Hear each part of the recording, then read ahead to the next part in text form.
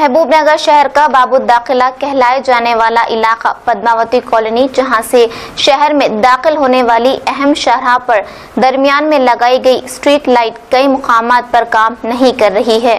जिसकी वजह से स्टेट बैंक पद्मावती कॉलोनी, दफ्तर महकुमा बरकी चौराहा मिट्टू गड्ढा, पिरलामारी चौराहा, सरकारी दवाखाना चौराहा, इस तरह इन अहम चौराहों पर स्ट्रीट लाइट काम ना करने पर सारा इलाका तारीकी में डूबा हुआ है, जिसकी वजह से इन अहम मुकामात पर आवाम हादसात का शिकार हो रहे हैं। महकुमा बल्दिया जो इन स्ट्रीट लाइटों की जिम्मेदार है, इस मसले को हल करने के बजाय तमाशाई बनी हुई है।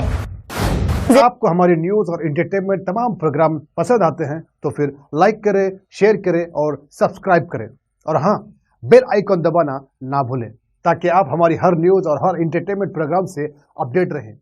देखते रहिए सिटी इंडिया न्यूज।